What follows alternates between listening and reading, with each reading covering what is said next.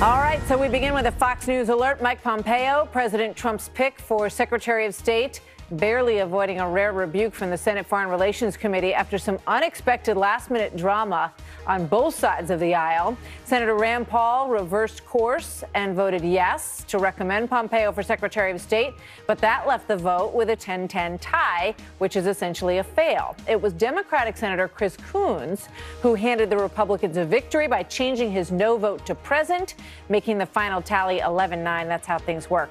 In the Senate committees, Kentucky Senator Rand Paul joins me now. Senator, good to have you with us tonight. First question, what changed your mind when you met with Mike Pompeo? You know, one of the things I've always liked about President Trump was that he's unequivocally says the Iraq war was a mistake. What I've been concerned about with Director Pompeo is I wasn't sure if he shared the president's vision because, you know, the Iraq war and regime change led to a lot of chaos in the Middle East. Same thing happened in Libya when we did regime change. And so I want whoever's to be Secretary of State to understand where President Trump's coming from. And so last week, the president asked me to meet with Director Pompeo. And out of respect for the president, I did meet with him. Then we talked again today. I've talked to the president several times. And the president reiterated in very strong terms that we've been at war in too many places for too long. And I think the president's going to surprise a lot of people by really, really trying hard to get us extricated from some of these wars. Did he assure you that he would leave Syria? I think it wasn't so much specific on timetables and places, but I would tell you that the president and I share a great deal when we talk about the desire to bring some of our troops home and to have our troops protecting our country and not spread out across the world. And so I think you'd be surprised when you see and hear the conversation between the two of us. And really, I've always been an advocate. I mean, Trump was probably the closest to me on foreign policy of any of the other 16 running. And so I've always been an advocate and a supporter of the president on this. Yeah. And I want to make sure the people around him share his vision. And over time, I'm coming to believe that, and I'm hopeful, you know, that Director Pompeo does share that vision. But the president told me one way or another, it's his vision, and he's not going to be persuaded to start more land wars and have hundreds of thousands of troops in the Middle East, no matter who's around him. We'll see. You know, President Macron is there right now trying to convince him that he should not leave Syria and that he should not pull out of the Iran deal. But I want to ask you about this because President Trump said the other day, Rand Paul's a good man. He never lets me down. And obviously, in your home state of Kentucky, it's a good move to support the president. Did either one of those things weigh on you?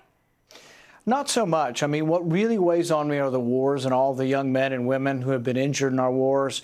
My wife and I work to try to help some of these severely injured veterans, and my heart goes out to them. And I just see that now people are admitting, Pompeo and the president are admitting there's not a military solution in Afghanistan. I just can't send one more soldier. So really, it's my voice and having that voice and using that voice to try to end these wars that motivates me, not political considerations. There were also critics who said that perhaps you didn't want to be the only member of the GOP to vote to approve John Kerry and not approve Mike Pompeo. I've been by myself before, and I'm not afraid to be by myself when the cause is just and the cause is right. And I think in the cause of war, there aren't enough voices saying we've been at war for too long and that we need to vote on it in Congress. So I'm very proud of where I am on that. I haven't changed my position at all on that. I just, in discussing the president, believe even more strongly that the president shares my vision, that the wars have gone on too long and too many places. So it sounds like you would be very surprised if Emmanuel Macron could convince the president that he needs to keep a presence on the ground with our military in Syria longer term.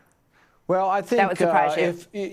If we were there 5 years from now with 50,000 troops, I'd be aghast, and I couldn't believe that it would happen under President Trump. I think the president does want to draw down the troops, and it's a complicated dance to figure out how and when to do that and how fast to do it. But I don't think he accepts what the neoconservatives say. The neoconservatives say if you ever leave, it's defeat, and the other side will win, and we must stay everywhere forever. And that's just plain wrong, and we can't afford to do it.